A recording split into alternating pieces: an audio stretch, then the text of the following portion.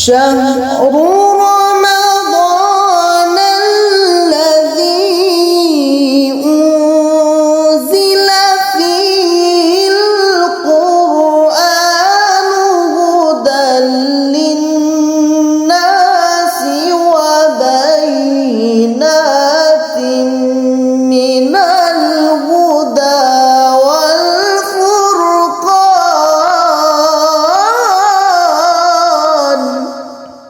بسم اللہ الرحمن الرحیم. سیدنا کریم صلی اللہ علیہ وآلہ وسلم. معزز سامعین و ناظرین، مرکزی دارالعلوم محمدیہ غوثیہ بیرا شریف کی رمضان ٹرانسمیشن 2026 ضیاء القلوب کے عنوان سے ہم آپ کی خدمت میں حاضر ہیں اور رمضان المبارک کی پرنور ساعتیں ہیں. اللہ کریم اس ماہ مبارک کی برکات ہم سب کو عطا فرمائے اور امت مسلمہ کو خیریت اور عافیت کے ساتھ رمضان المبارک کے یہ روزے مکمل کرنے کی توفیق عطا فرمائے اور ہماری زندگی میں بار بار یہ بہاریں نصیب ہوں. اس وقت مشرق وسطیٰ کے جو حالات ہیں اور جن حالات میں رمضان المبارک کی یہ ساعتیں آگے بڑھ رہی ہیں، اس میں امن، آشتی اور اتحاد اور یگانگت کی ہم دعا کرتے ہیں. آج ہم موجود ہیں اسلام آباد دارالحکومت کے اندر موجود ہمارا مرکزی دارالعلوم محمدیہ غوثیہ بیرا شریف کا ایک ذیلی ادارہ جامعہ قمر الاسلام سپر مارکیٹ میں یہ ادارہ ہے، اور اس ادارے میں ایک طویل عرصے سے دارالعلوم محمدیہ غوثیہ بیرا شریف کے نصاب تعلیم کے مطابق خدمات دینیہ کا سلسلہ جاری ہے. آج کے پروگرام کے آخر میں آپ اس ادارے کی ڈاکومنٹری بھی سماعت کریں گے. آج کا جو ہمارا موضوع ہے اس کے حوالے سے گفتگو کرنے کے لیے ہمارے ساتھ موجود ہیں محترم المقام جناب محترم پروفیسر ڈاکٹر ابو بکر صدیق صاحب. آپ ہیڈ آف دا ڈپارٹمنٹ ہے Islamic banking and finance, Islamic university Islamabad, اور دارالعلوم محمدیہ غوثیہ بیرا شریف کے فارغ التحصیل عالم دین ہیں اور اسلامک بینکنگ اور جتنا بھی جدید معاشی نظام ہے اس پہ گہری نظر رکھتے ہیں. اور جامعہ قمر الاسلام میں جو تخصص فی الفقہ المعاملات المالیہ اس کا جو سلسلہ ایک عرصے سے جاری ہے اس میں بھی آپ کی خدمات ہیں، اور کچھ علماء کرام بھی تخصص فی الافتاء اور فقہ المعاملات المالیہ سے وہ بھی ہمارے ساتھ موجود ہیں.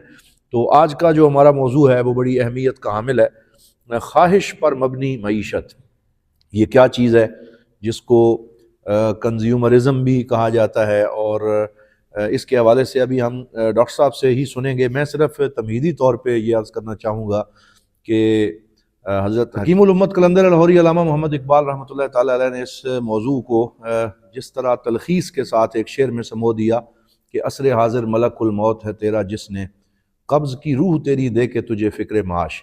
محمد اسد دا روڈ ٹو مکہ کے اندر لکھتے ہیں کہ میرے اسلام لانے کے محرکات میں سے ایک بہت بڑا محرک یہ بھی تھا کہ میں ایک طویل عرصہ سعودی عرب میں رہا، فلسطین میں رہا، اور میں نے پاکستان کو بنتے ہوئے دیکھا، لیکن میں اس نقطے پہ جا کے مسلمان ہوا جب میں ایک ٹرین میں یورپ کے اندر سفر کر رہا تھا، اور میں نے دیکھا کہ دولت تو سب کے پاس موجود ہے لیکن ٹرین میں موجود ہر شخص کا چہرہ سپاٹ ہے اور وہ اپنی ہی فکر میں مگن ہے، اور فکر معاش نے اسے جکڑا ہوا ہے. وہ کسی کے ساتھ شیئر کرنے کے لیے اپنے احساسات کو تیار نہیں ہے، اور ہر بندہ اپنی تنہائی کا شکار ہے.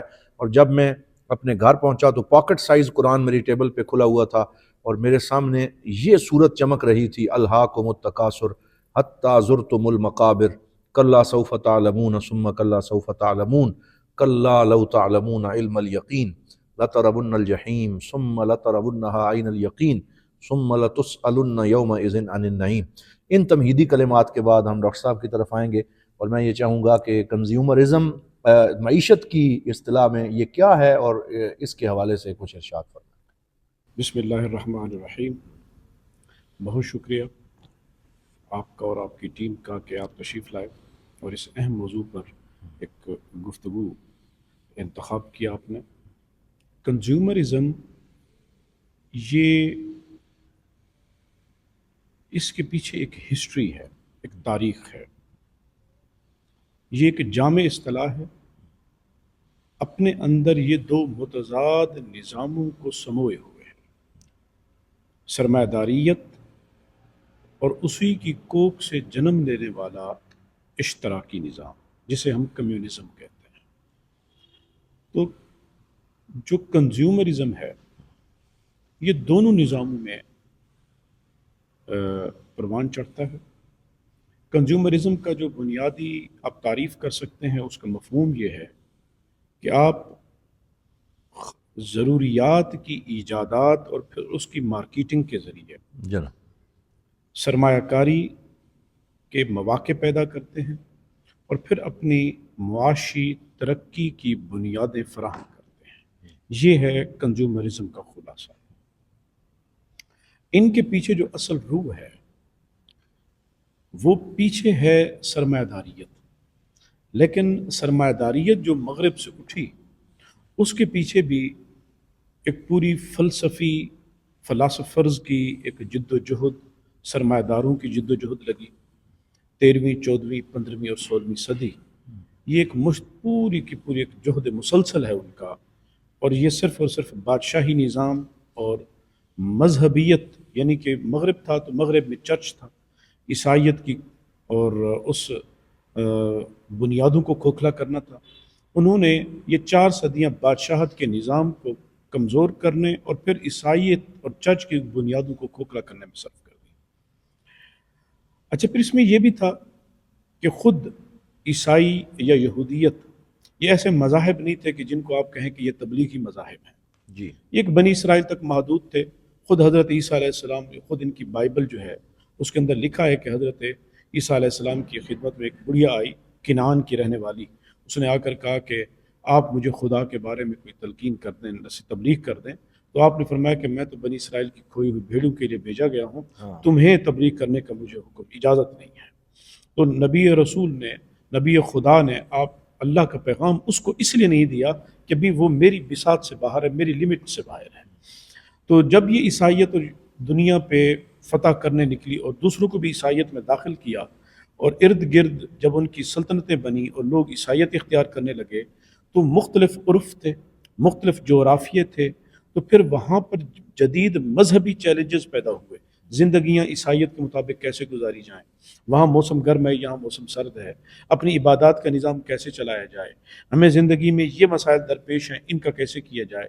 پھر چونکہ یہی جو 15ویں 16ویں صدی ہے یہ مغرب کے اندر سائنس کی ترقی کی صدی ہے.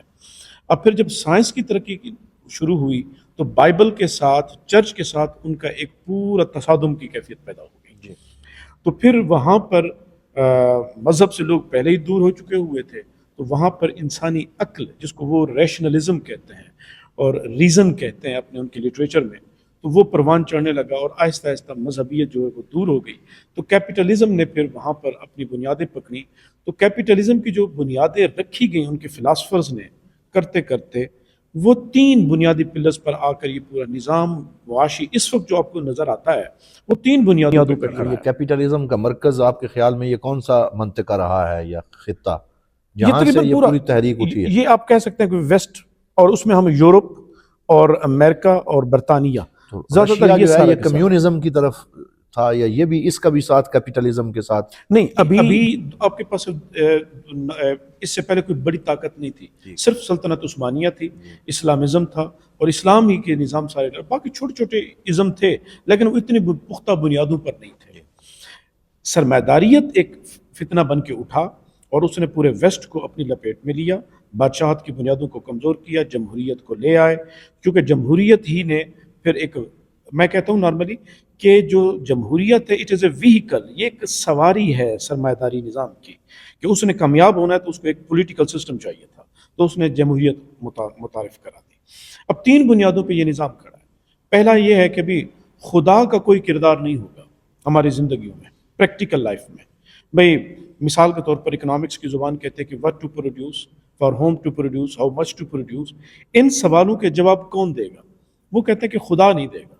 بھئی خدا نہیں دے گا تو پھر کسی نے تو کرنا ہے فیصلہ، تو وہ کون کرے گا؟ تو وہاں پر پھر انہوں نے کہا کہ یہ انسانی عقل فیصلے کرے گی. لیکن بظاہر ان کی یہ انسانی عقل فیصلے کرتی ہے، حقیقت یہ ہے کہ عقل بھی کہیں اور سے وہ استفادہ کرتی ہے اور اس کو بھی دروازے پہ کوئی اور دستک ہوتی ہے. اور وہ دستک کیا تھی؟ اس کے اوپر سے پردہ پھر ہمارا قرآن مجید یہ اٹھا دیتا ہے کہ افرائیت من اتخذ الہہ ہوا، کہ کیا آپ نے دیکھا ہے کہ وہ لوگ جنہوں نے اپنی خواہشات کو ہی اپنا خدا بنا لیا. تو در حقیقت انہوں نے اپنی خواہشات کو خدا بنایا. خواہشات عقل کو بتائے گی کہ مجھے یہ چاہیے، تو خدا کا رول انہوں نے ختم کر دیا مذہب کا. یہ تو جو آپ نے بات فرمائی ہے، یہ نہ صرف کیپٹلزم بلکہ جتنے یہ بڑے بڑے ازم ہیں، لبرلزم اور یہ لا دینیت، اس کی ان سب کی بیس وہی چیز ہے. اس کی وجہ یہ ہے کہ یہ ساری کی ساری چیزیں سرمایہ داریت کی کوکھ سے پیدا ہوئی ہیں. سرمایہ داری کی کوکھ سے پیدا ہوئی ہیں. انہوں نے کہا کہ جب خدا کا کوئی کردار نہیں، جب خدا کا کردار نہیں رہا، حلال حرام کی بات ختم ہو گئی، جائز و ناجائز کی تفریق ختم ہو گئی. پھر انہوں نے کہا کہ انسان جو ہے یہ اس کے لیے ایک نئی اصطلاح ایجاد کی گئی اور اس کے لیے لفظ استعمال ہوا ہیومن بینگ کا. اس سے پہلے 17 سینچری کی ابتدا میں انگلش ڈکشنری میں بھی ایک لفظ استعمال ہوتا تھا مین کائنڈ. انسان کے لیے مین کائنڈ کا لفظ استعمال ہوتا تھا، لیکن فلاسفرز نے ہیومن بینگ کی اصطلاح استعمال کی. ہیومن بینگ کا مطلب تھا سیلف سسٹینیبلٹی، یا ہم اپنی عربی زبان میں کہیں کہ ہم کہتے ہیں اللہ الصمد، اللہ بے نیاز ہے، وہ کسی کا محتاج نہیں. تو یہ صمد کا مطلب، ہیومن بینگ کا مطلب الصمد ہے، یوں کہہ لیجیے. تو انہوں نے انسان کو الوہی منصب پہ بٹھا دیا، یعنی یہ انسان اب اپنی چاہت میں آزاد ہے، یہ سیلف سسٹینیبل ہے، یہ کسی کا محتاج نہیں، یہ جو خواہش کرے اس کی خواہش کو پورا ہونا چاہیے. جب یہ بات کر دی تو پھر آگے اس کو آبجیکٹو جو دیا. ہمارے ہاں بھی انسان کو خود مختار کرنے کا ایک ماڈل موجود ہے، وہ حضرت علامہ اقبال کا فلسفہ خودی ہے، لیکن اس میں پیچھے بندے کی مقام ابدیت متاثر وہ نہیں رہتا ہوئی. ہے مقام ابدیت پہ ہے. اور ابس ہے شکوہ تقدیر یزداں، تو خود تقدیر یزداں کیوں نہیں ہے، خود ہی تیری مسلمہ کیوں نہیں. لیکن وہ ایک الگ چیز ہے جہاں بندہ رہ کے اپنے اس اختیار کو انجوائے کرتا ہے جو اللہ نے اس کو عطا فرمایا. یعنی کہ آپ نے انسان کو ابدیت کے مقام سے ہٹ کر الوہی منصب پر بٹھا دیا. یہ کام ہوا. اور پھر زندگی کا مقصد کیا دے دیا؟ Profit maximization. ایک نیا پھر تھیوری آئی یوٹیلیٹی کی، یوٹیلیٹی میکسیمائزیشن. وہ کنزیومر کی طرف سے ہے کہ جی مجھے افادہ جتنا زیادہ ملے. تو پھر اکنامک ایجنٹ کو کہا دیا کہ سیلف انٹرسٹ اورینٹڈ ہے، سب سے پہلے میں. یعنی انہوں نے ایک سوسائٹی کو 3 حصوں میں تقسیم کر دیا کیپٹلزم میں. ایک ہے پروڈیوسر، ایک ہے کنزیومر، اور تیسری قوت ہے گورنمنٹ.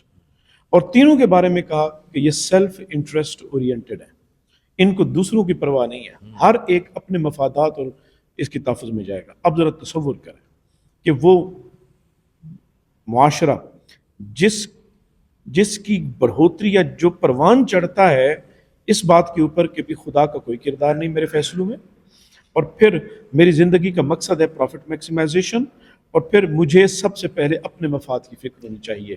تو یہ معاشرہ جو پروان چڑھا، یعنی وہ نعوذ باللہ خدا سے آزاد، رسول سے اور اس کی شریعت سے آزاد، بالکل مادر پدر آزاد.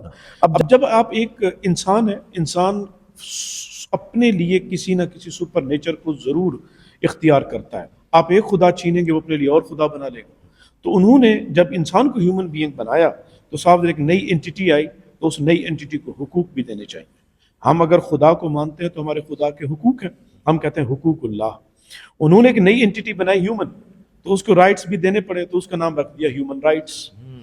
یہی وجہ ہے کہ ہر وہ چیز جو گناہ ہے، گناہ کبیرہ ہے، یا اللہ اور اس کا رسول یا مذہب اس کو حرام قرار دیتا ہے، اس کو ہیومن رائٹس کی امبریلا تلے یورپ ویسٹ وہ پارلیمنٹ کے اندر ہیومن رائٹس کے امبریلا تلے اپروو کر دیتے ہیں. LGBTQ ہو جائے یا جتنی بھی تنظیمیں ہو جائیں جو خدا سے بغاوت کے نظریے پر مبنی ہے، وہ ساری کی ساری ہیومن رائٹس کے تحت اپروو ہوتی ہیں. یہی وجہ ہے کہ پاکستان کو بھی ہمیشہ یہ ہیومن رائٹس والے کہتے ہیں کہ ان چیزوں کو آپ لوگ اپنی پارلیمنٹ میں پاس کریں. کیوں؟ اس لیے کہ یہ جو ہیومن رائٹس ہیں. تو یہ ہے ساری کہانی.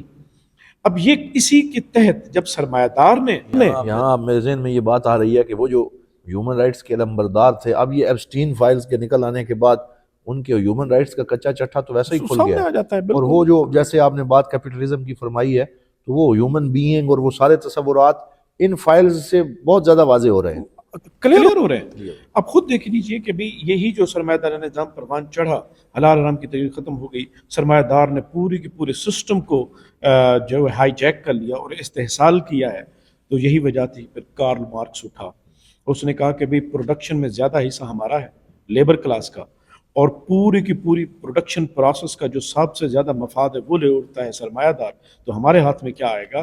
تو انہوں نے اٹھ کر پھر انقلاب کی آواز بلند کی. یہ مزدوروں کے حقوق کے نام، یہ مزدوروں کے. تو اس سے پھر یہ سوشلزم پروان چڑھا، پھر وہی شکل بگڑتے بگڑتے کمیونزم کی ہوئی. تو کمیونزم اصل میں وہ بھی اسی کی کوکھ سے پیدا ہوا. ہاں یہ اور بات ہے کہ یہ احساس محرومی کی پیداوار ہے. اور آپ کو یہ انسانی فطرت ہے. ہم نارملی اگر انسانی ہیومن بیہیویئر کے اوپر اگر آپ پڑھیں تو جو احساس کمتری میں پنپنے والے رویے ہوتے ہیں وہ زیادہ ظالمانہ ہوتے ہیں. دونوں کا دشمن ایک ہے، سرمایہ دار کا بھی اور کمیونزم کا بھی، اور وہ مذہب ہے، اور مذہبوں میں بھی اسلام ہے.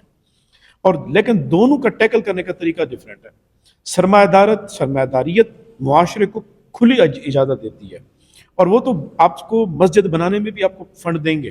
سرمایہ دارانہ نظام آپ کو اپروو کرے گا، آئیں اپنے تبلیغی مراکز بنائیں، اور وہ سب کچھ کرے گا. لیکن دوسری طرف مادر پدر آزادی اتنی دے گا کہ آپ کا نوجوان جب کانوں میں سنے گا اللہ اکبر، وہ مسجد کی طرف نہیں آئے گا، وہ سینما کا رخ کرے گا. وہ بھی مسجدوں کو خالی کر دیتا ہے سرمایہ دارانہ نظام. اس کا طریقہ واردات یہ ہے. کمیونزم کیا کرتا ہے؟ وہ عبادت خانوں کو تالے لگاتا ہے. وہ عبادت خان، آپ کسی بھی اشتراکی ملک کو دیکھ لیں، جو ہمارے پاس بڑی مثال ہے، میں نام نہیں لیتا، لیکن وہاں کے مسلمانوں کے رمضان کے اندر روزے تک توڑوا دیے جاتے ہیں، ان کی عبادات کے اندر خلل ڈالا جاتا ہے تاکہ جی مذہبیت نہ پنپے. کیونکہ دونوں نظاموں کو خطرہ ہے، اگر مجھ کو کوئی خطر تو اس امت سے ہے. تو وہی والی بات ہے. تو یہ نظام اپنے آپ میں، یہ جو کنزیومرزم ہے، خواہ وہ کمیونزم ہو یا سرمایہ داریت ہو، دونوں کے اندر خواہشات اور ضروریات کی ایجادات اور پھر ان کی مارکیٹنگ کرنا، کہ لوگوں کو یہ باور کرا دینا کہ یہ جو چیز ہم نے پروڈیوس کی ہے تم اس کے بغیر رہ نہیں سکتے، تمہاری زندگی اس کے بغیر نہیں گزرے گی. یہ سارا کا سارا سسٹم اسی کنزیومرزم کے گرد گھومتا ہے. اور پھر انسان ہر وہ چیز جو خواہ پیداواری ہو یا نہ ہو، انسان اپنی دولت کو اسی پر خرچ کرتا ہے. اور پھر یہاں پر للہیت بات ہی ختم ہو جاتی ہے کہ میرے خرچ کرنے میں کہیں اللہ آئے گا، کہیں رسول آئے گا، کہیں ترجیحات ہوں گی. وہ ترجیحات پھر نہیں رہتی. یہاں مجھے یاد آتا ہے کہ امریکہ کے ایک مفکر کی میں نے کتاب پڑھی تھی، تو اس میں وہ اپنے اس معاشرے کی اسی کمی کا اور احساس کمتری کا رونا رو رہا تھا. وہ کہتا ہے کہ جو ہیپینس اور پلیئر ہے، اس میں بڑا فرق ہے کہ ایک ہے خوشی اور ایک ہے سعادت. خوشی جو ہے یہ اس کنزیومرزم میں ہے کہ ہر نئی برانڈ کو خریدنا، ہر نئے آنے والی جو چیز ہے اس کو لینا. ایک چیز حاصل کر لی ہے تو ایک دو دن خوشی رہی، لیکن پھر وہ ختم ہو گئی. اب اس سے نیکسٹ برانڈ کی طرف جانا ہے. وہ حاصل کر لیا، پھر وہ اس کی خوشی ختم ہو گئی. تو اس نے کہا کہ یہ خوشی الگ چیز ہے اور حقیقی سعادت الگ چیز ہے. خوشی لینے میں ہے کوئی چیز، جیسے کہ کوئی نیا سوٹ لے لیا، نیا موبائل لے لیا، نئی گاڑی لے لی، جبکہ جو اصل سعادت ہے وہ عطا کرنے میں ہے. اور یہ اسلام ہمیں سکھاتا ہے، اور یہ مذاہب سماوی ہمیں سکھاتے ہیں کہ جب آپ کسی کو کچھ دیتے ہیں تو آپ کو ایک خوشی نصیب ہوتی ہے. وہ حقیقی سعادت مندی ہے. یہ فرق ایک امریکن مفکر نے واضح کیا. اب یہاں پر یہ بھی دیکھ لیں نا کہ دو تصورات ہیں سرمایہ داریت کے نظام میں بھی اور اسلام کے اندر بھی. وہ کہتے ہیں جی معیشت دو طرح کی تصورات پہ ڈیپینڈ کر رہی ہے. ایک ہے آپ کی بچتیں، اور دوسرا ہے آپ کی طلب اور سپلائی، طلب و رسد، سرمایہ کاری اور بچت. سرمایہ دارانہ نظام اور اشتراکی نظام یہ کہتا ہے کہ بھی اپنے لیے بچت کرو، اپنی دولت کسی کو نہ دو، اور اپنی دولت اپنے پاس محفوظ رکھو تاکہ تمہاری دولت بڑھتی رہے. اور اگر کسی کو دینا بھی ہے تو اس کے بدلے میں کوئی نہ کوئی مادی مفاد لو، اور وہ جس کو اسلام ہمارا سود کہتا ہے. ان کا یہ تصور ہے. اچھا، طلب کا رسد، اس کے پیچھے بھی سارا میٹیریلزم کھڑا ہوا ہے، خواہشات کی تسکین کھڑی ہوئی ہے. اس کے برعکس جب آپ اسلام میں آتے ہیں، ایسا نہیں ہے کہ اسلام انسانی جو خواہشات کی تسکین ہے اس پر کوئی پابندیاں لگا دیتا ہے. تو اسلام ایسا بھی نہیں کرتا، لیکن اسلام وہاں پر کچھ نہ کچھ حدود مقرر کر دیتا ہے. اسلام کیا حدود مقرر کرتا ہے؟ اسلام میں بھی تصور بچتوں کا ہے، لیکن یہاں پر بچتوں کا تصور ٹوٹلی ڈیفرنٹ ہے. مثال کے طور پر صحابہ کرام نے بکری ذبح کی اور حضور علیہ الصلوۃ والسلام کے کاشان نبوت کی خدمت پیش کی. سرکار گھر تشریف لائے تو خوش ہوئے، دعائیں دی اپنے صحابہ کو کہ بکری کا گوشت گھر میں آئے. آپ پھر واپس تشریف لے گئے مسجد نبوی. پھر کچھ وقت کے بعد جب تشریف لائے تو آپ نے پوچھا عائشہ ما باقیہ، کیا بچا ہے؟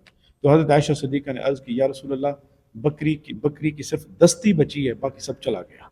تو سرکار نے ارشاد فرمایا عائشہ جو چلا گیا وہی بچا ہے، جو رہ گیا یہ چلا گیا. کیا بات!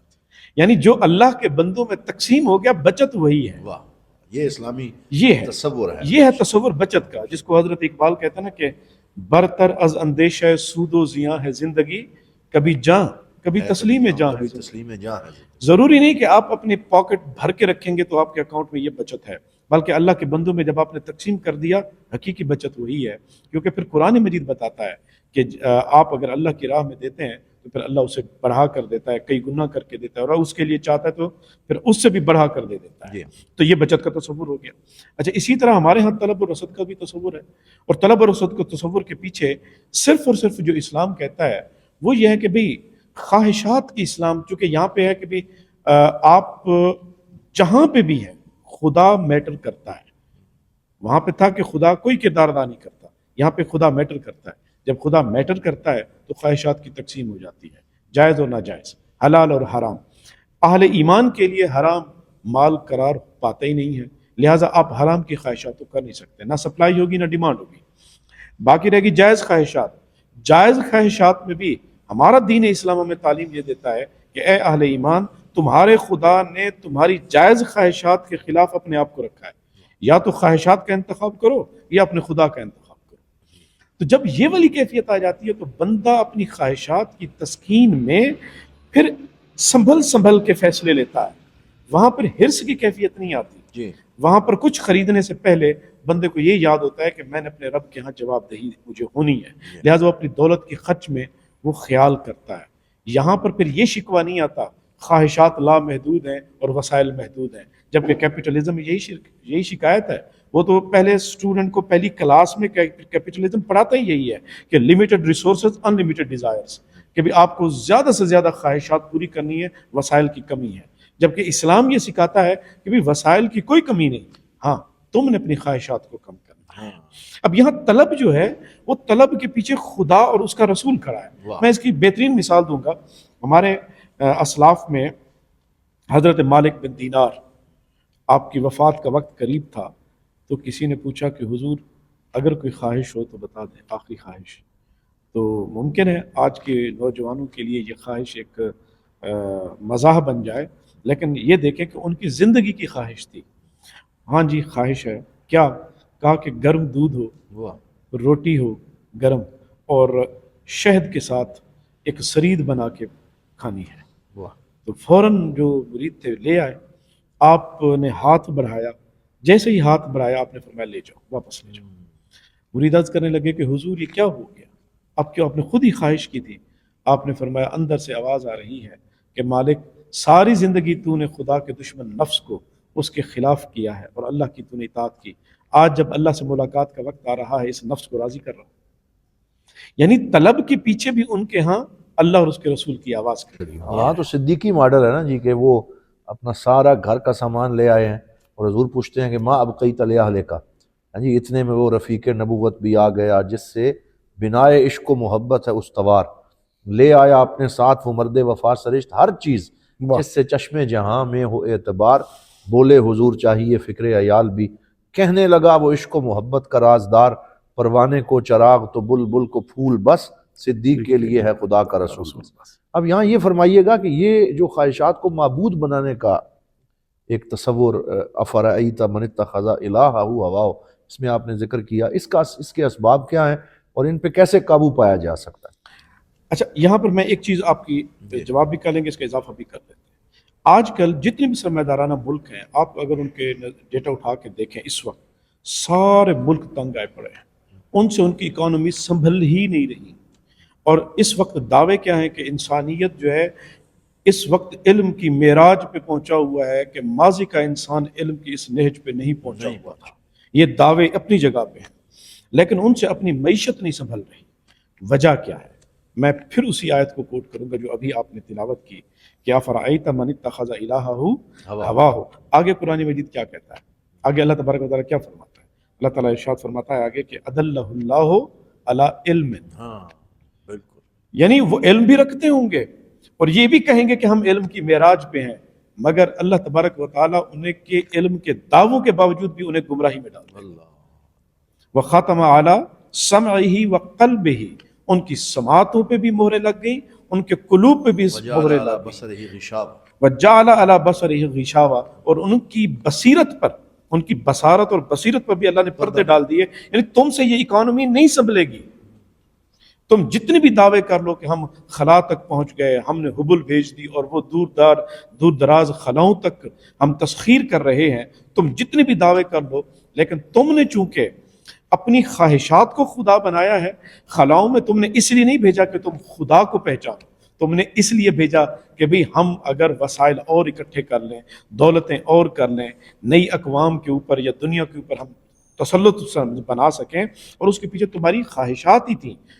چونکہ تم نے اپنی خواہشات کو خدا بنایا، اس لیے اب تم سے تمہارے معاملات کبھی نہیں سنبھلیں گے۔ کیوں؟ اس لیے کہ اللہ نے خود فرما دیا ہے کہ میں ان کے ساتھ یہی کروں گا۔ فَمَن يَهْدِيهِ مِن بَعْدِ اللَّهِ، بات ہی ختم کر دی اللہ تعالیٰ نے کہ بھئی تم کیا سمجھتے ہو کہ تمہارے جتنے بھی تھیریز آئیں گی، پروجیکٹس آئیں گے، تمہیں یہ راہ ہدایت دیں گے؟ اصل بنیاد ہی جب ہل گئی تو بنیاد وہ تا سریا میروت دیوار کج، وہ ساری دیوار ہی ٹیڑھی جائے گی، کیونکہ اس کی بنیاد جو ہے وہ بالکل درست نہیں۔ اب اس سے اگر جان چھڑانی ہے تو جان چھڑانے کا طریقہ ایک ہی ہے ڈاکٹر صاحب جی، اور وہ یہی ہے، آج سمجھ جائیں تو زیادہ بہتر ہے، نہیں تو اللہ کے طریقے قدرت کے یہ ہیں کہ وہ تھپیڑوں سے تمہیں واپس ضرور پلٹا کے لائے گا، کہ تمہارا حل وہی ہے۔ اور جس کو کسی شاعر نے یوں کہا تھا کہ لوٹ جا عہد نبوی کی طرف اے رفتار جہاں، میری پسماندگی کو پھر ارتقا درکار ہے۔ آپ کو اگر چاہیے تو پھر وہی اللہ اور اس کے رسول کا نظام ہی آپ کو بچا سکتا ہے، اس کے علاوہ اور کوئی نظام آپ کو نہیں بچا سکتا۔ ڈاکٹر صاحب یہاں کیونکہ آپ نے جس نظام کا تذکرہ کیا وہ سارا سود کی کھوکھلی بنیادوں پہ قائم ہے اور اسی میں جکڑا ہوا ہے، اور سود اللہ رب العزت کے ساتھ اعلان جنگ ہے۔ اب اس سودی نظام کے جو انسان کے ظاہر اور باطن اور اس کی روح پہ مفاسد اور برے اثرات ہیں، ان کا بھی تذکرہ فرما دیں۔ دیکھیں صاف ظاہر ہے کہ جب ہم نے جن بنیادوں کا ذکر کیا کہ یہ ایک تو احادیث رسول میں بھی جس طرح آتا ہے کہ سود جب وصول کرنے والا وصول کرتا ہے اس کی طبیعت میں ظلم ہوتا ہے۔ اصل میں ساری گیم انسانی رویوں کی ہے۔ جب آپ رویوں کے اندر حرص اور ہوس کو لگا دیں گے تو پھر ہر حق بات آپ کو گوارا بھی نہیں ہوگی اور سمجھ میں بھی نہیں آئے گی، کیونکہ خاتمہ علی سمعہ و علی قلبہ والی بات ہے کہ اللہ کی طرف سے وہ بند ہو گئے، تو انسان پھر ظالمانہ رویہ اختیار کر لیتا ہے۔ آج ہم دیکھتے ہیں جتنے بھی یہ سودی ادارے ہیں وہ انسان ڈیفالٹ کر جاتا ہے، اس کے پاس پیسے نہیں ہیں دینے کو، اس کے گھر ضبط کر لیے جاتے ہیں، بے گھر کر دیا جاتا ہے، لیکن ان کو تس نہیں آتا۔ ہمارے یہ جو 2005 میں زلزلہ آیا اور کشمیر کے اندر ایک تباہی مچی، جن لوگوں نے سودی بینکوں سے فائنانسنگ لی ہوئی تھی ان کے اوپر اس سے بڑھ کر اور کیا ظلم ہو۔ ایک تو ان کے گھر گرے ہوئے، ان کے بیچاروں کے لاشیں تک ملے، لیکن سودی بینکوں نے کیا کہا کہ جی آپ نے اتنا ہم سے لیا تھا، اس کے اوپر سود بھی دو اور یہ اماؤنٹ بھی دو۔ تو انسان اس سے بڑھ کر اور کیا جو ہے وہ اس کا رویوں کا سامنا کرے۔ تو یہ مفاسد ہیں جس کی وجہ سے اللہ اور اس کے رسول نے 1400 سال پہلے اس سود کو ختم کیا تھا۔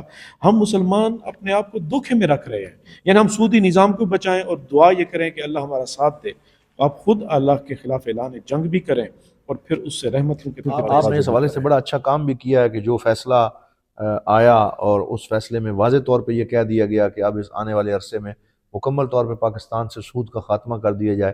تو آپ کیا دیکھتے ہیں کہ ہمارے ملک میں کیا اس کوئی ایسی نوید ہمیں سنائی دے گی کہ یہ کام ہو گیا ہے؟ ہم نومید نہیں ہیں، الحمدللہ امید ہے، اور ہم یہ بھی سمجھتے ہیں کہ انقلاب انسان کی زندگیوں میں آتے ہیں، نظام انقلاب کا متحمل نہیں ہوتا، نظام تدریج مانگتا ہے، افراد سازی مانگتا ہے۔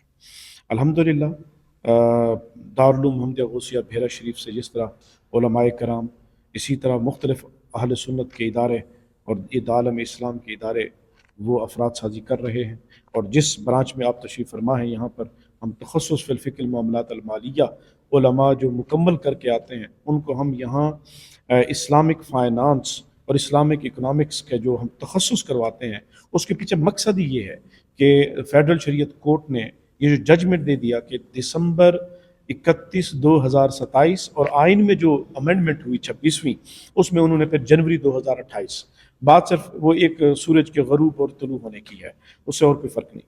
تو الحمدللہ، اور یہ بھی ایک خوش آئند ہے کہ پاکستان کے central bank, state bank of Pakistan نے اس بارے میں بہت سنجیدہ اقدامات اٹھائے ہیں، اور وہ بہت تیزی سے سودی بینکوں کو مجبور کر رہا ہے، زور دے رہا ہے کہ آپ اپنی سودی نظام کو اسلامک بینکنگ کے اندر کنورٹ کریں، اور سودی بینکیں بھی اپنے آپ کو تیزی سے اس کنورژن کی طرف لے کے لیکن یہ جا رہی سودی ہیں۔ بینکوں سے بچنے کے لیے اسلامی بینکاری کی طرف ہم جا رہے ہیں، تو کیا یہ ظاہری شکلی تبدیلی ہوگی اور جوہر وہی ہوگا، یا اس کا جوہر بھی تبدیل ہوگا؟ دیکھیں اس کے لیے صاف ظاہر with the passage of time improvement آئے گی۔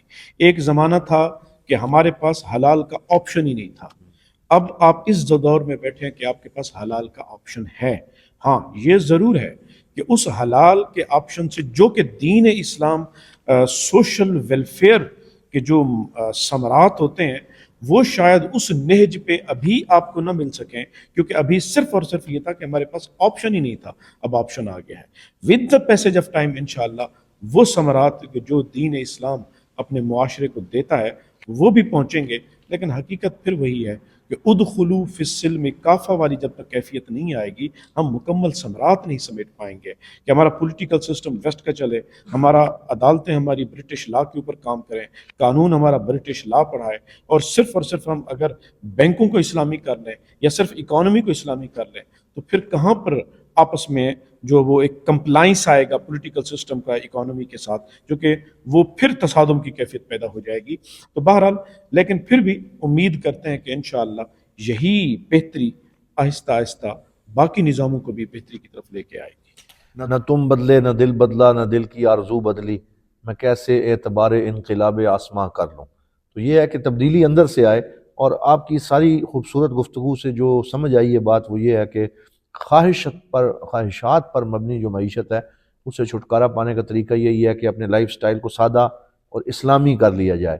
تو اس حوالے سے کیا آپ سمجھتے ہیں کہ کیسے یہ ممکن ہے کہ اس چکا چوند میں، جب کہ چیٹ جی پی ٹی اور آرٹیفیشل انٹیلیجنس اور نئے نئے چیلنج ہمیں جکڑ رہے ہیں، اور ہم سادہ زندگی ایک مسلمان اس دور میں کیسے اختیار کر سکتا ہے؟ دیکھیں اس کے لیے دو طرح کے اقدامات کرنے پڑیں گے، ایک لانگ ٹرم، ایک شارٹ ٹرم۔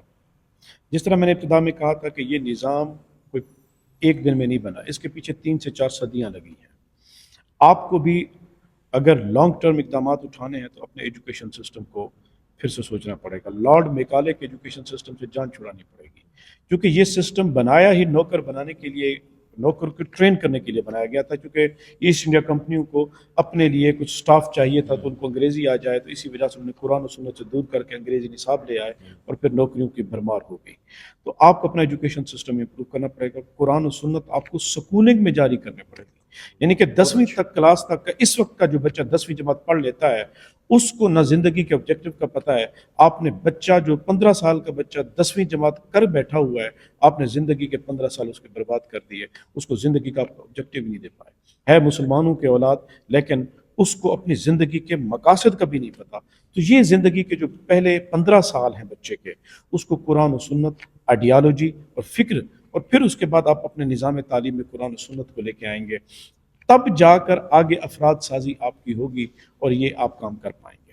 اور جہاں تک آپ کا دوسرا ہے کہ ہم شارٹ ٹرم اس کے لیے کیا کر سکتے ہیں، شارٹ ٹرم میں پھر علماء کو اپنا کردار ادا کرنا پڑے گا۔ ہمیں وہ کہتے ہیں نا کہ آپ کا دشمن جس میدان میں ہوتا ہے پھر آپ کو اسی میدان میں اترنا پڑتا ہے۔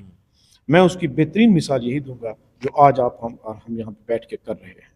آپ یہ پوڈ کاسٹ ہے، یہ ذرائع ہیں، یہ میڈیا ہے، انہوں نے بنائے تھے اپنے مقاصد اچیو کرنے کے لیے، آپ انہی کے آلات کو انہی کے خلاف استعمال کریں۔ آپ اپنی جنریشنز کو آئیڈیالوجی اور فکر، صحیح فکر دینے کے لیے انہی چیزوں کا استعمال کر لیں، انشاءاللہ آپ کا پیغام نوجوانوں تک پہنچ جائے گا۔ نوجوان بہت پیاس میں ہیں، انہیں پیغام حق چاہیے۔ اگر آپ صاف پانی مہیا نہیں کریں گے، گدلا پانی جوہر جہاں پہ بھی ہوگا وہ پی لیں گے، پھر یہ ہوگا کہ اثرات اس کے کچھ اور ہوں گے۔ بہت شکریہ۔ ہم یہ چاہیں گے کہ جو ہمارے حضرات ساتھ شریک رہے، کوئی سوال اگر ان کی طرف سے ہو تو وہ شامل کر لیا جائے اور پھر اس کو وائنڈ اپ کیا جائے۔ میرا نام حافظ عتیق الرحمان ہے، اور میرا ڈاکٹر صاحب سے سوال یہ ہے کہ آپ نے سرمایہ دارانہ نظام اور اسلامک نظام میں فرق کرتے ہوئے جو ڈیفینیشن بیان کی کہ سرمایہ دارانہ نظام یہ کہتا ہے کہ ڈیزائرز اور wants are unlimited and resources are limited, جبکہ دوسری طرف اسلامک نظام جو ہے وہ کہتا ہے کہ ریسورسز جو ہیں وہ غیر محدود ہیں۔ تو اس ریسورسز سے کیا مراد ہے؟ عوام تو یہی دیکھتی ہے کہ ہمارے پاس نوکری نہیں ہے، ریسورسز نہیں ہے، یا پھر کام کاج نہیں مل رہا اور ریسورسز نہیں ہے۔ اور اس کے ساتھ میں یہ بھی اٹیچ کرنا چاہوں گا کہ بعض دفعہ لوگ اس حالت پر پہنچ جاتے ہیں، وہ کہتے ہیں کہ یہ دیکھو ہمارے پاس کھانے پینے کا نہیں بن پا رہا، ہماری حالت اس قدر گر چکی ہے کہ اگر ہم ناچیں گے نہیں تو پیسے کہاں سے کمائیں گے، یا پھر اگر ہم یہ اقدام نہ کرتے تو کیا ہم بھوکا مر جاتے، یعنی غیر شرعی طریقوں کی طرف جاتے ہیں۔ تو ان کو آپ کیسے بیان کرتے ہیں؟ بہت اچھا سوال آپ کا۔ میں اگین وہی کہوں گا کہ جب ہم کسی نظام کو ڈسکس کر رہے ہوتے ہیں تو اسی نظام کے لینز کے تحت ہم اس نظام کو دیکھتے ہیں۔ اب ہمارا جو اس وقت فرد سوچتا ہے کھانے پینے کو کچھ نہیں یا کچھ نہیں، اصل چیز یہ ہے کہ انسان یا معاشرہ اس حالات تک پہنچا کس کی وجہ سے ہے؟ وہ پہنچا اسی نظام کی وجہ سے ہے۔ اسی نظام نے انسان کو اس نہج پہ لا کر کھڑا کیا ہے کہ ایک طرف دولت کے انبار ہیں اور دوسری طرف فقر و فاقہ ہے، اور پھر جس کے پاس دولت کے انبار ہیں اس کے اوپر حرص سوار ہے، وہ پھر اپنی دولت کو بڑھانا چاہتا ہے، عوام تک پہنچانا نہیں چاہتا۔ یعنی غربت کو ختم کرنے یا کم کرنے کے لیے جو پالیسیاں بنائی جائیں گی، 5 اسٹار ہوٹل میں کانفرنسز کروائی جائیں گی جہاں غریب قریب سے گزرے گا بھی نہیں، تو این جی اوز کو جو پیسہ ملے گا وہ ملے گا بلینز میں، لیکن عوام تک آ کر پہنچے گا چند روپوں اور ٹکوں میں، تو بیچ میں پیسہ کہیں اور چلا جاتا ہے۔ تو یہ اس نظام کی ترجیحات ہیں اور یہ نظام اسی طرح ہی چلے گا۔ اسلام جہاں آپ کو بات کرتا ہے کہ اسلام کے اندر وسائل کی کمی نہیں ہے، ہر طرح کے وسائل، جس طرح اللہ تعالیٰ قرآن مجید میں فرماتا ہے کہ زمین و آسمان میں ہم نے تمہارے لیے سب کچھ بھر کے رکھ دیا ہے، اور آسمان کے بارے میں فرمایا سب کچھ تمہاری تسخیر میں دے دیا ہے، تم اپنے لیے ڈھونڈ سکتے ہو۔ اور پھر چونکہ مسلمان کے لیے خواہشات جو ہے وہ کم ہیں، ایسا بھی نہیں ہے، آج اسی زمانے میں بھی آپ کو ایسے اہل اللہ ملیں گے کہ جن کے پاس آپ اگر جا کر وزٹ کریں، سادہ زندگی ہے، ان کو چند وقت کی ان کے پاس سیونگ پڑی ہوئی ہے، اور جب بھی آپ جا کر ان سے پوچھیں ان کی زبانوں پر اللہ اور اس کے رسول اللہ کا شکر ہوتا ہے، اور وہ یہ کہتے ہیں کہ جی اللہ کا شکر ہے، بہت اچھا جا رہا ہے۔ کیوں؟ جب آپ ان سے پوچھیں گے وہ کہیں گے ہماری خواہشات محدود ہیں، ہم نے وہ اتنا ہی کرتے ہیں جتنا ہمیں ضرورت ہوتا ہے، اس سے بڑھ کر ہم استعمال کرتے ہیں نہ ہمیں ضرورت ہے۔ تو اس نظام کے اندر ہوتے ہوئے بھی وہ اہل اللہ موجود ہیں کہ جن کی زبانوں پر ہر وقت اللہ کا شکر ان کی زبانوں پہ رہتا ہے۔ اس کا مطلب ہے کہ بھئی اگر وہ لوگ اپنی زبانوں پر ہر وقت شکر رکھ سکتے ہیں اور انہیں کسی قسم کی شکایت نہیں ہے، تو پھر کہیں نہ کہیں فرق تو ہے۔ اور جب آپ ان کو دیکھیں گے تو ان کی وجہ یہی ہے کہ وہ اس ماحول میں رہتے ہوئے بھی وہ جس طرح حضرت اقبال نے کہا تھا نا کہ گرچہ زمستانی ہوا میں گرچہ تیری شمشیر کی تیزی، لندن میں بھی نہ چھوٹے مجھ سے آداب سحر خیزی، کیونکہ وہ طبقہ انہی سے بلانگ کرتا ہے کہ وہ اپنی زندگی اللہ اور اس کے رسول کے احکامات کے مطابق گزارتے ہیں، اسی آئیڈیالوجی پہ بلیو کرتے ہیں، اور اسی دنیا میں اتنا حصہ لیتے ہیں جتنا حصہ ان کے لیے وہ خود سمجھتے ہیں کہ اللہ نے مقرر کیا ہے، پھر وہ آگے کو چل لے جاتے ہیں۔ السلام علیکم ورحمۃ اللہ۔ میرا نام محمد وسیع الاخلاق۔ میرا آپ سے سوال یہ ہے کہ آپ نے فرمایا کہ ہمیں اگر نظام کو درست کرنا ہے اور لوگوں کے عقائد کو درست کرنا ہے تو ہمیں اپنے تعلیمی نظام کو اور جو ہمارا سلیبس ہے اس کو ہمیں پھر سے ریوائز کرنا پڑے گا، اور اس کے اندر ہمیں تبدیلیاں کرنی پڑیں گی، ہمیں دیکھنا ہوگا۔ تو یہ تو پہلے سے ہی جس طرح آپ نے بتایا کہ 10ویں کلاس تک کا جو بچہ ہے وہ بالکل ہی اسلام کے بنیادی عقائد سے یا جو ویژن ہے اس سے بالکل ہی نابلد ہوتا ہے، تو یہ تو پہلے سے ہی اسلامیات کے ایک باقاعدہ سبق کے ذریعے 20 چیپٹر جو ہے ہر سیشن میں بچے کو پڑھائے جاتے ہیں، اور انڈرسٹینڈنگ آف قرآن کے نام سے باقاعدہ سبجیکٹ جو ہے وہ یونیورسٹیز کا بھی حصہ بنا دیا گیا ہے۔ تو اس کے باوجود ایسی کیا وہ کون سا حصہ ہے جہاں پر جو ہے وہ خلا رہ گیا ہے، اور اس کو ہم کیسے درست کر سکتے ہیں؟ کیا اس میں مدرسین اور معلمات کی کمزوری ہے، یا وہ جو تعلیمی سلیبس ہے وہ اس کو پورا نہیں کر پا رہا؟ تو آپ اس بارے میں کیا کہتے ہیں؟ وہ ابتدا میں یا ہمارے درمیان گفتگو میں ڈاکٹر صاحب آپ نے ایک شعر پڑھا تھا، عصر حاضر ملک الموت ہو تیرا کہ جس نے قبض کی روح تیری دے کے تجھے فکر معاش۔ آپ جب نظام تعلیم کے ساتھ فکر معاش کو جوڑ دیتے ہیں نا، تو پھر طالب علم صرف انہی مضامین پہ فوکس کرتا ہے جس کے ساتھ اس کو اس کا فیوچر برائٹ نظر آتا ہے، کیونکہ ارننگ اس وقت آپ دیکھ لیں، اس وقت آپ کی سوسائٹی میں یا سائنٹسٹ بننے کی ایک دھن ہے، یا انجینئر بننے کی ایک دھن ہے، یا ڈاکٹر بننے کی ایک دھن سوار ہے. آپ کو کہیں پہ بھی 5ویں جماعت سے لے کر 10ویں جماعت کا بچہ یہ نظر نہیں آئے گا کہ میں شیخ الحدیث بنوں گا، میں بہت بڑا ہو کر عالم بنوں گا. تو وہ اسلامیات کا سبجیکٹ بھی پھر 50 نمبر، کہیں 60 نمبر کا ٹوٹل سبجیکٹ، باقی جبکہ آپ کے دیگر سائنسی مضامین جو ہیں وہ کس مارکس کے ہیں. تو آپ نے جب نظام تعلیم کے ساتھ معیشت کو جوڑ دیا اور اس کے اندر پھر اسلام آپ کا کیا اہمیت دے گا. جس طرح میں نے کہا تھا نا کہ طریقہ واردات سرمایہ داریت کا یہی ہے کہ وہ اسلام کے وہ مذہب کو پروموٹ کرنے کے لیے وہ کھلی آزادی دیتا ہے، کرو، لیکن دوسری طرف سے آزادی ایسی دے دیتا ہے کہ آپ کے نوجوان کو مذہب کی طرف کوئی اٹریکشن ہی نظر نہیں آتی. تو اس وقت جو آپ کی تعلیم اور سائنس اور نوکری وہ اس انداز میں پیش کی گئی ہے بچے کے سامنے کہ پھر وہاں اسلامیات، آپ جتنے بھی قابل مدرس اسلامیات، اسلامی تعلیم کے، اسلامیات مضمون کے سکولوں میں رکھ لیں، بچہ اس کی طرف متوجہ نہیں ہوگا. وہ صرف اس انداز میں پڑھے گا کہ چلو اس میں میرے پاسنگ مارکس آ جائیں. کیوں؟ اس لیے کہ مقصود حیات وہ وہی ہے جو آپ کا نظام دے رہا ہے. بسم اللہ الرحمن الرحیم.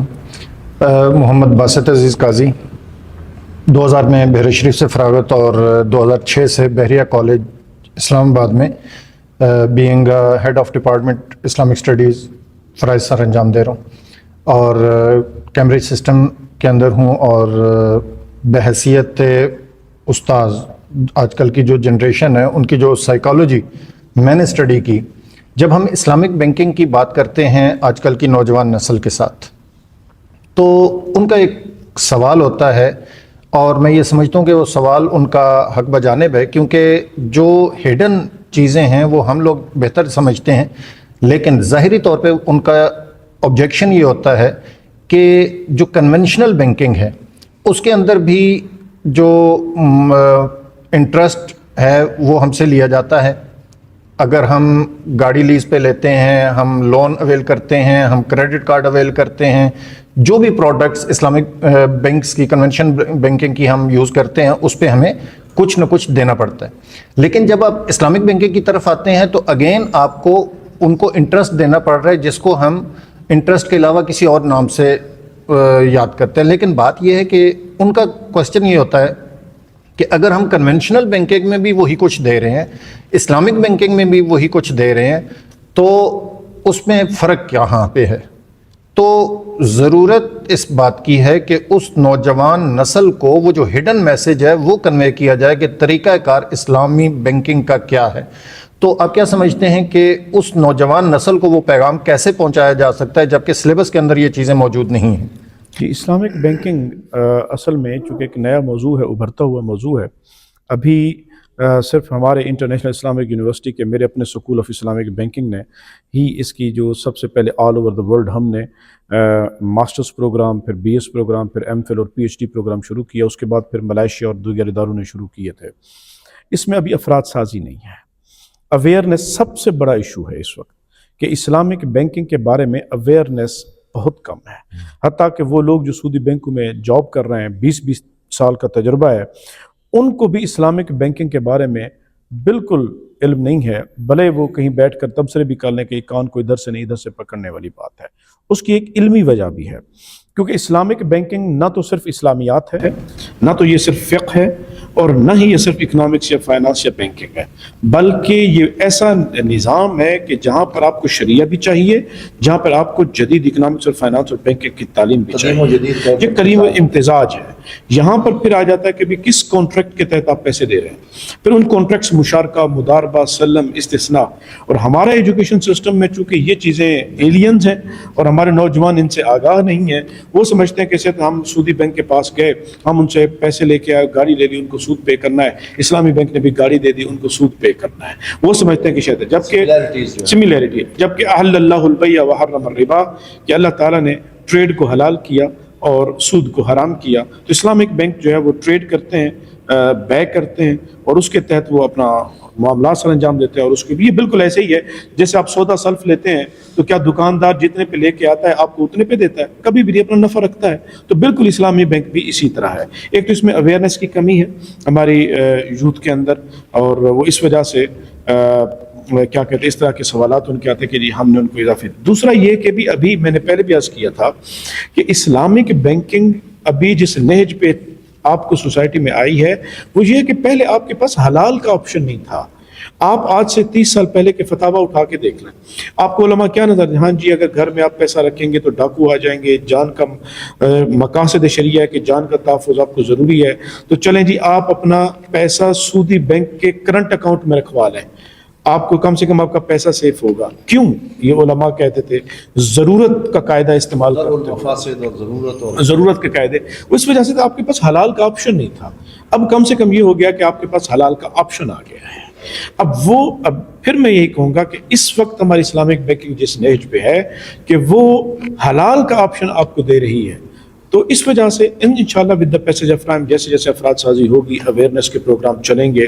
اب اسٹیٹ بینک اس کے اوپر بھی ہے کہ وہ مدارس میں بھی جا کر, کالجوں میں بھی جا کر شرعی ایڈوائزر کو لے جاتے ہیں اور جا کر وہ اویئرنیس کے پروگرام کنڈکٹ کر رہے ہیں اور پبلک سے وہ سوالات لیتے ہیں اور ان کو پھر جوابات بھی دیتے ہیں. تو انشاءاللہ سون اس طرح کے جو اعتراضات ہیں پبلک کے اندر انشاءاللہ ہینڈل کر لیے جائیں گے. سوال بھی تھا اور آپ نے پورا اس کا ایک بریف آنسر دیا, لیکن اس میں جب تک صرف اویئرنیس کافی نہیں ہوگی جب تک کہ مدارس اور کالجز اور یہ جو ہمارے تعلیمی ادارے ہیں ان کے نصاب میں کوئی ایسی ٹھوس چیزیں بھی ڈالی جائیں. بالکل. اسلامک بینکنگ میں مثال کے طور پر میں ابھی تک پاکستان کے کسی بھی یونیورسٹی میں یہ کام نہیں ہوا, لیکن یہ ہمارے ہاں ہو رہا ہے ہمارے اکنامکس ڈپارٹمنٹ میں. وہ یہ کہ ہمارے پاس جو بچہ B S economics and finance کر رہا ہے یا بی ایس اکنامکس کر رہا ہے, ہمارے پاس وہ اصول الفقہ بھی پڑھ رہا ہے, پھر اس کے بعد وہ فقہ المعاملات المالیہ بھی پڑھ رہا ہے, تیسرے اس کے بعد 3rd نمبر پہ سبجیکٹ آتا ہے Islamic banking theory and practice. تو یہ 3 سبجیکٹ ہر بچہ پڑھتا ہے, خواہ وہ اکنامکس اینڈ فائنانس کا ہے خواہ وہ اکنامکس کا ہے. اس کا فائدہ پھر یہ ہو جاتا ہے کہ جب وہ مارکیٹ میں جاتا ہے تو وہ بالکل ان ساری چیزوں سے آگاہ ہوتا ہے کہ یہ نظام کس طرح ورک کرتا ہے. اور ضرورت اس امر کی ہے کہ ایجوکیشن سسٹم کے اندر باقاعدہ ان اسباق کو بھی متعارف کرایا جائے تاکہ نوجوان ان سے آگاہ ہو. معزز سامعین, آپ نے آج بڑی تفصیلی گفتگو ہمارے اس موضوع پہ جو خواہشات پہ مبنی معیشت ہے اور کنزیومرزم, اس موضوع پہ بہت سے پہلوؤں کا احاطہ کیا گیا اور جناب محترم پروفیسر ڈاکٹر ابوبکر صدیق صاحب نے بہت ہی خوبصورت انداز میں سوالات کے جوابات دیے. امید ہے کہ آپ نے اس سے بہت سی چیزیں سیکھی ہوں گی. انشاءاللہ آئندہ پروگرام میں ایک نئے موضوع کے ساتھ دارالعلوم محمدیہ غوثیہ بیرا شریف کے کسی ذیلی ادارے سے براہ راست یہ پروگرام آپ تک پہنچے گا. اس وقت تک کے لیے ہم اجازت لیں گے, اور آخر میں آپ علامہ محمد باسط عزیز صاحب کی زبان سے اس ادارے کا تعارف اور اس نے کیسے یہ خدمت دین کے یہ مراحل طے کیے ہیں وہ آپ سماعت فرمائیں گے. السلام علیکم ورحمۃ اللہ وبرکاتہ. بسم اللہ الرحمن الرحیم. خون دل دے کے نکھاریں گے رخ برگ گلاب, ہم نے گلشن کے تحفظ کی قسم کھائی ہے. احباب ذی وقار, جناب مولانا محمد خالد سروری صاحب جن کا تعلق چکوال کے ایک قصبہ سے تھا, وہ 1976 کے اندر اسلام آباد تشریف لائے اور فکر معاش میں آئے, اپنے کاروبار کو سیٹ کرنے کے لیے یہاں آئے, اور ان کا شمار اسلام آباد کی کاروباری شخصیات میں ہوتا تھا, اور بڑا اچھا ان کا ایک بزنس تھا. اور اس بزنس کے دوران ان کی ملاقات حضور شیخ الاسلام خواجہ محمد قمر الدین سیالوی علیہ الرحمہ ان سے ہوئی.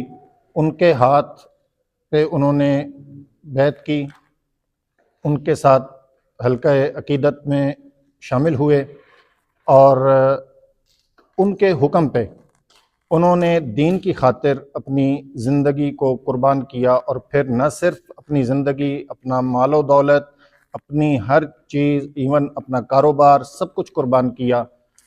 79 کے اندر اسلام آباد میں سپر مارکیٹ کے اندر ایک فٹ پاتھ سے انہوں نے نمازیں پڑھانے کا سلسلہ شروع کیا, اور وہیں پہ حفظ کے طلباء کو قرآن پاک پڑھانے کا اہتمام کیا. اور وہ حفظ کے طلباء ایک رینٹڈ فلیٹ کے اندر رہائش پذیر ہوتے تھے, اور اس دور میں جلال پور سے پیر برکات احمد شاہ صاحب, الشاہ احمد نورانی صاحب دامت برکاتہم القدسیہ, حضرت مولانا عبدالستان خان نیازی صاحب رحمۃ اللہ تعالی علیہم, ان تمام احباب کی معیت میں انہوں نے یہ کوشش شروع کی اور 79 سے لے کر 1992 تک فٹ پاتھ کے اوپر نمازیں پڑھتے رہے. مسجد کی ذمہ داریاں، مسجد کے جو جماعت وغیرہ ہوتی تھی وہ وہاں پہ ہوتی تھی، اسی کے ساتھ حفظ کی کلاس بھی چلتی رہتی تھی. اور چلتے چلتے باقی احباب کی کوشش، ان کی مدد کے ساتھ، جو کہ جلال پور شریف والے پیر برکات احمد شاہ صاحب اس وقت ڈپٹی سیکرٹری بھی تھے، ان احباب کی کوششوں سے 25-40 کا ایک پلاٹ F6 کے اندر CDA نے ان کو الاٹ کیا اور وہاں پہ ایک مسجد تعمیر ہوئی. اور پھر یہ سلسلہ وہاں سے شروع ہوا اور آہستہ آہستہ CDA نے ان کی خدمات کو سراہتے ہوئے اس پلاٹ کے اندر ایکسٹینشنز دیں اور جناب محمد خالد سروری صاحب نے سن 2000 کے اندر درس نظامی کا سلسلہ شروع کیا، جو کہ ظاہری بات ہے مرہون منت تھا ان کے بیٹے جناب مولانا حافظ غازی محمد خان صاحب کا، کہ جنہوں نے 1991 میں بھیرا شریف سے فراغت حاصل کی تھی اور 95 کے اندر انہوں نے اسلامی نظریاتی کونسل کے اندر بطور امام اور خطیب اپنی ذمہ داریاں شروع کیں. اور صرف یہی نہیں بلکہ اس سے پہلے چکوال کے اندر گورنمنٹ سکول میں جناب محمد حافظ غازی محمد خان صاحب ان کی اپوائنٹمنٹ ہو چکی تھی اور والد صاحب کے کہنے پہ انہوں نے وہاں سے ریزائن دیا اور اسلام آباد آئے، صرف اور صرف درس نظامی کا سلسلہ شروع کرنے کے لیے، دین کی خدمت کرنے کے لیے. سن 2000 میں بھیرا شریف کا سلیبس یہاں پہ بچوں کو، طلباء کو پڑھایا جاتا تھا. سن 2002 کے اندر بھیرا شریف سے الحاق ہوا اور پھر باقاعدہ طور پہ بھیرا شریف کی برانچ کے طور پہ یہ سلسلہ چلتا رہا.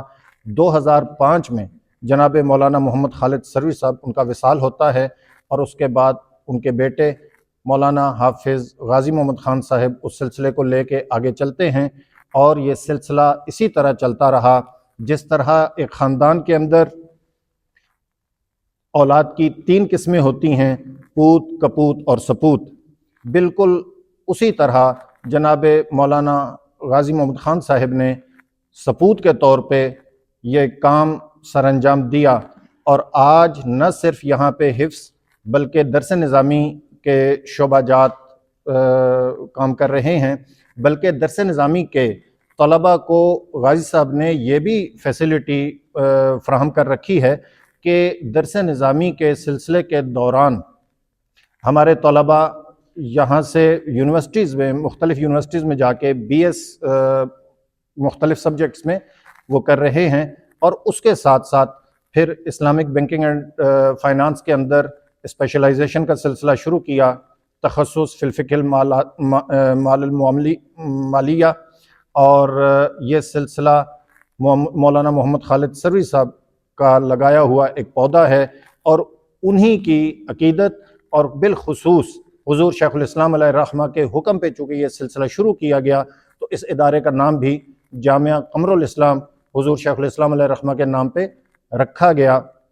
آج بھی یہ صرف مولانا محمد خالد صاحب کی یہ جو کوششیں ہیں یہ صرف قمر الاسلام تک محدود نہیں ہیں، بلکہ اسلام آباد کی اہل سنت کی کسی بھی مسجد میں، میرا یہ ذاتی تجربہ ہے، جب ہم جاتے ہیں اور قمر الاسلام کا نام لیتے ہیں، وہاں پرانے کمیٹی کے جتنے بھی ممبران موجود ہیں وہ ان کی خدمات کو سراہتے ہیں.